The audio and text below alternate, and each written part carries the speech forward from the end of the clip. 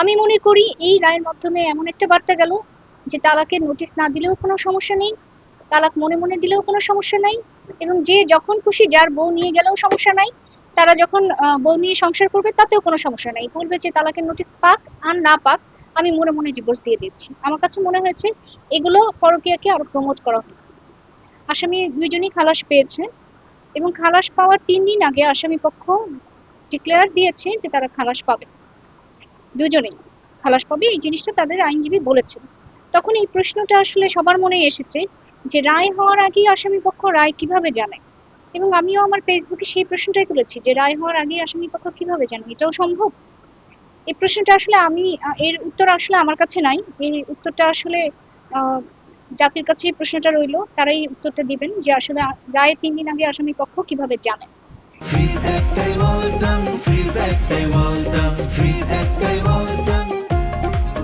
এখন আমরা বলি যে এই মামলাটা কিন্তু আমরা যখন দায়ের করেছি তখন কিন্তু আদালত সরাসরি আমলে গ্রহণ করেন নাই, অর্থাৎ সরাসরি বিশ্বাস করেন নাই। এটাকে তদন্ত দিয়েছেন, পিবিআই তদন্ত করেছে। দীর্ঘ 6 মাস তদন্ত করার পর পিবিআই তদন্ত রিপোর্টে এসেছে যে আসামিদ্বয় অপরাধ করেছে।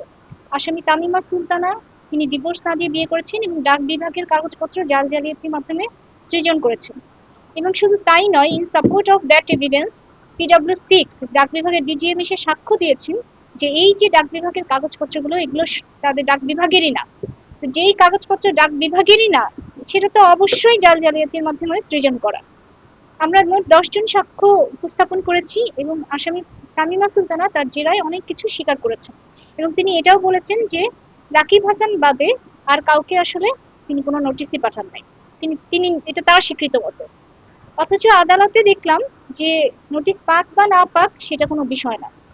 তাহলে আসলে এই আইনগুলো কেন আছে, নোটিশ পাওয়ার বিধানগুলো কেন আছে? চেয়ারম্যানরা তো এসে বলেছে যে তারা নোটিশ পায়নি, তাহলে নোটিশ সার্ভ না করেও যদি তালাক দেয়া যায়, অর্থাৎ মনে মনেই যদি একটা তালাক কার্যকর হয়ে যায়, তাহলে তো আসলে সে এই আইনগুলো কেন আছে, বিচার কেন আছে? তাহলে যে যখন খুশি বলবে আমার মনে হয়েছে তালাক, বাস তালাক। তাহলে তো আসলে তালাকের কোনো বিধান থাকাই উচিত না।